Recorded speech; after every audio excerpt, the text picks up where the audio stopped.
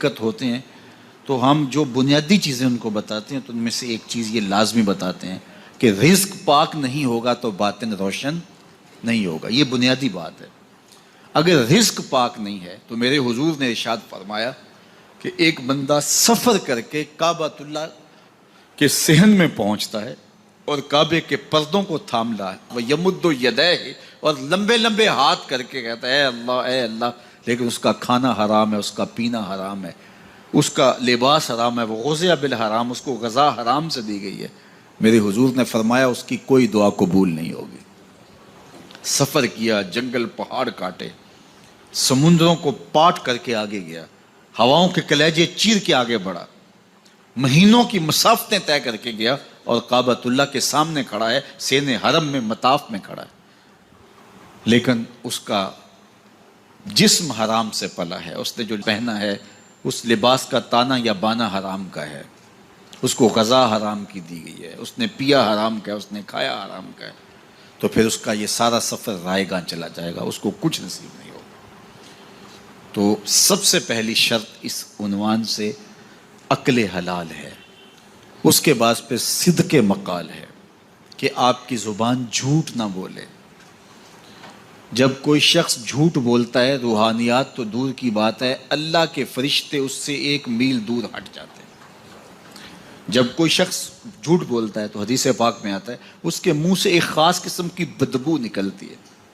اس بدبو کو ہم نہیں سونگھ پاتے لیکن فرشتے سونگھ لیتے ہیں, چونکہ فرشتے انتہائی حساس مخلوق ہے, اور وہ جھوٹ کی وجہ سے نکلنے والی بدبو کو سونگھتے ہیں. اللہ نے حضرت امام اعظم امام ابو حنیفہ رضی اللہ تعالیٰ عنہ کو یہ بصیرت عطا کی تھی اور یہ باطنی نظر بخشی تھی کہ جب کوئی شخص وضو کرتا تھا تو اس کے وضو کے پانی سے پہچان لیتے تھے کہ یہ کس گناہ کا مجرم ہے.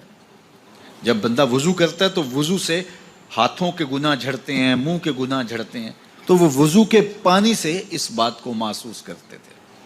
اللہ نے ان کو وہ بصیرت عطا کی تھی, لیکن انہوں نے اللہ کی بارگاہ میں عرض کی مالک مجھ سے یہ چیز چھین لے, یہ چیز مجھے نہیں چاہیے. لوگوں کے بارے میں جو ہے وہ ایسا گمان پھر پیدا ہوتا ہے.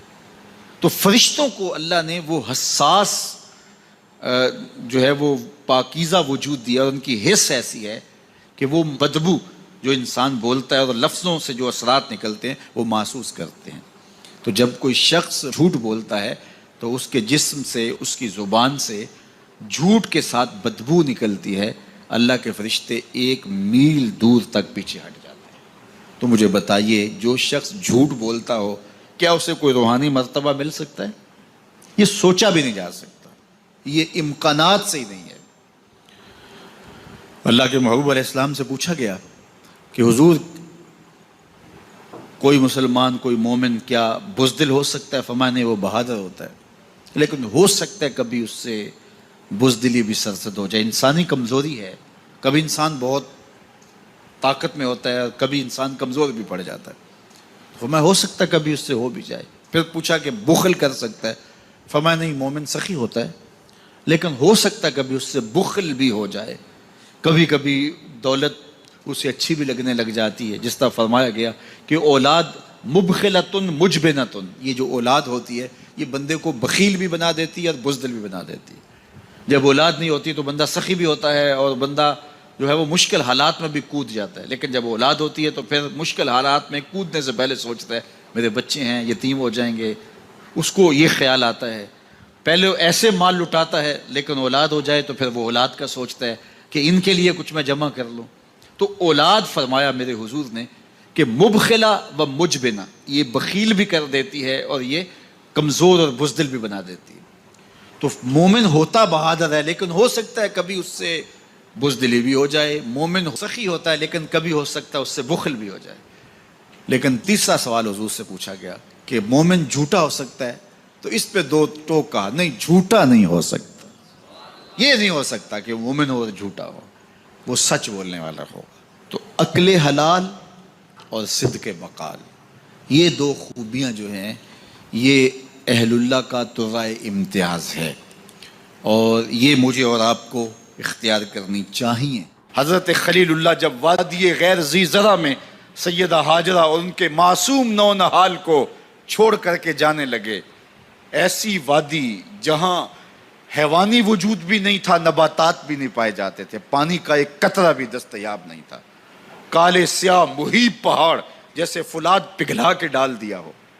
وہ وادی جہاں دن کو بھی خوف آئے، وہاں حضرت ہاجرہ نے راتیں بھی گزاری. کتنا دردناک لمحہ تھا. جب سحری کا وقت ہوا، حضرت خلیل اللہ دعائیں دے کے رخصت ہونے لگے. حضرت ہاجرہ سلام اللہ نے آگے بڑھ کے اپنے شوہر نامدار کا دامن پکڑ لیا.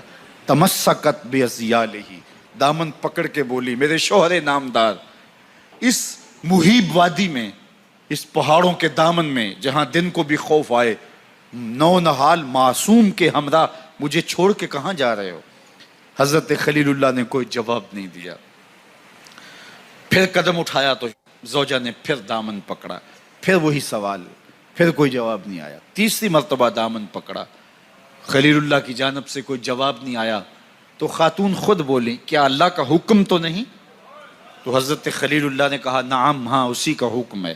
حضرت ہاجرہ نے دامن چھوڑ دیا، کہا جائیے، خیر سے جائیے، اگر اس کا حکم ہے وہ ہمیں ضائع نہیں ہونے دے گا. جہاں دن نہیں گزارے جا سکتے تھے پھر اس خاتون نے وہاں راتیں بھی کاٹی. وہ وادی جس میں وحشت بھی قدم رکھتی تھی ڈر ڈر کے، جہاں پھرتے تھے آوارہ تھپیڑے بادے سر سر کے، جہاں پر گھاس اگتی ہے، جہاں نہ پھول کھلتے ہیں، مگر وہ سرزمین ہے آسماں بھی جھک کے ملتے ہیں. اپنی پاک باز بیوی اور نونہال بیٹے کو چھوڑ کے حضرت خلیل اللہ دعائیں دے کے رخصت ہو گئے. تھوڑا سا توشہ تھا، 2-1 دن کے بعد ختم ہو گیا. پھر ماں کی چھاتی سے دودھ بھی خشک ہو گیا. نونہال پیاس سے تڑپنے لگا. ماں تو پھر ماں ہوتی ہے، تڑپتی ہوئی ممتا کا دل بے قرار ہوا.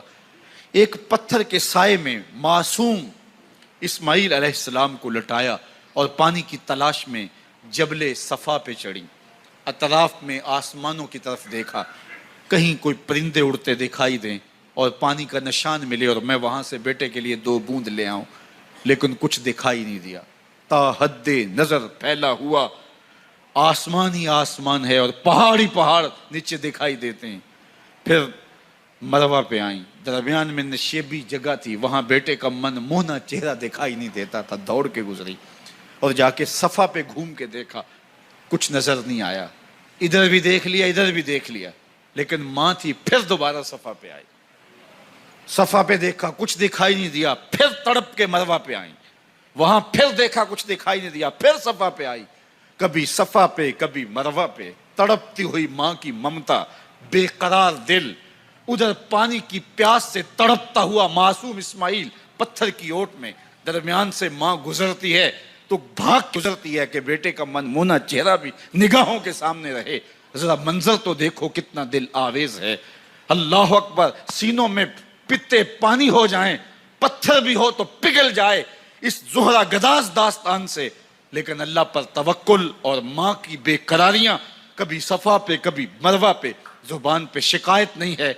پھر جب مروہ پہ پہنچتی ہیں، 7 چکر مکمل ہو گئے، تو ادھر کیا دیکھا کہ معصوم اسماعیل ایڑیاں رگڑ رہا ہے. ماں کا دل ڈولنے لگا کہ بیٹا آخری لمحوں میں. دوڑی کہ بیٹے کو جا کے اپنی چھاتی سے چمٹاؤں، ہو سکتا ہے 2 قطرے دودھ کے اس کی زندگی کی آس بندھا دیں. تو ماں دوڑتی ہوئی آئی، لیکن جب قریب آئی تو منظر بدلا ہوا تھا. معصوم کی ایڑیوں کے رگڑنے سے تازہ چشمہ پھوٹ رہا ہے.